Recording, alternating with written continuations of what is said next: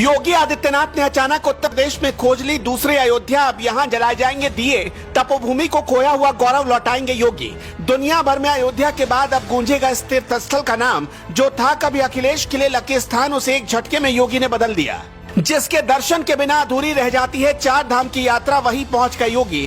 खोल दिया सरकार का खजाना, दिवाली में दियों से जगमगाएगा ये तीर्थ स्थल, जिसे सपा और बसपा सरकार में कोई पूछने वाला भी नहीं था। एक झटके ने योगी ने उस पर लगा दिए 551 करोड़ रुपए।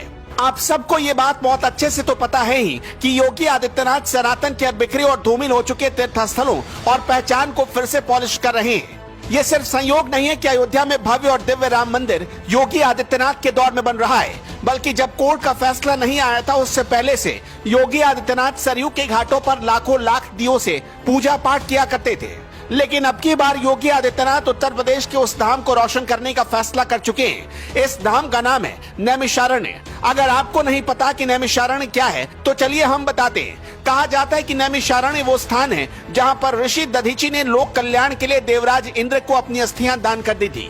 साथ ही ये भी कहा जाता है कि नैमिषारण्य का नाम नैमिष नामक वन की वजह से रखा गया। इसके पीछे की वदंती ये भी है कि महाभारत युद्ध के बाद साधु संत कलयुग के प्रारंभ को लेकर काफी चिंतित हुआ करते थे, इसलिए उन्होंने ब्रह्मा जी से किसी ऐसे स्थान के बारे में बताने के लिए कहा जो कलयुग के प्रभाव से अछूता रहे। इसके बाद ब्रह्मा जी ने एक पवित्र चक्र निकाला और उसे पृथ्वी की तरफ घुमाते हुए बोले, जहां पर भी ये चक्र जाकर रुकेगा वो स्थान कलयुग के प्रभाव से मुक्त रहेगा। फिर ब्रह्मा जी का चक्र नैमिष वन में आकर रुका, इसलिए साधु संतों ने इस स्थान को अपनी तपोभूमि बना लिया। दरअसल अयोध्या के तर्ज पर ही सीतापुर के नैमिषारण्य धाम को संवारा जाएगा।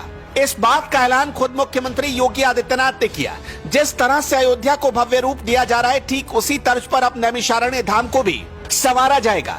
सीएम ने सीतापुर के विकास के लिए 551 करोड़ रुपए से अधिक की परियोजनाओं की सौगात दी। इसमें 91 करोड़ रुपए की 29 परियोजनाओं का लोकार्पण और 460 करोड़ की 45 परियोजनाओं का शिलान्यास शामिल रहा।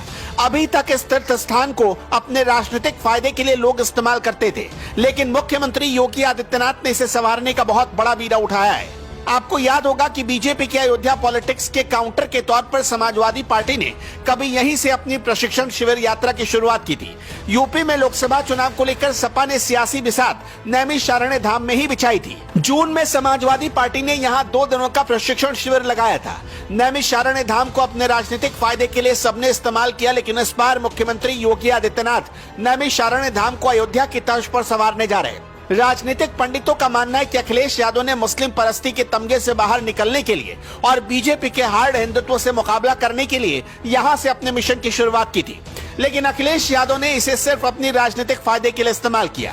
नैमिषारण्य में इलेक्ट्रिक बस सेवा और हेलीकॉप्टर सेवा के साथ साथ सड़कों को चौड़ा करने का काम भी बहुत तेजी से चल रहा है। हालांकि यहाँ अब तक जो भी विकास हुआ वो बड़ी तस्वीर की एक छोटी सी झलक मात्र है। बहुत सारा काम किया जाना भी बाकी है। सनातन धर्म में हर किसी की इच्छा होती है कि एक बार वो 4 धाम की यात्रा करे। यही वजह है कि हर साल बड़ी संख्या में लोग 4 धाम की यात्रा पर निकलते हैं और 4 धाम की यात्रा करने पर पुण्य की प्राप्ति करते हैं। अगर वो नैमिषारण्य ना आए तो उनकी 4 धाम की यात्रा बेकार चली जाती है। अब इसी तीर्थ स्थल को संवारने का बीड़ा मुख्यमंत्री योगी आदित्यनाथ ने उठा लिया है।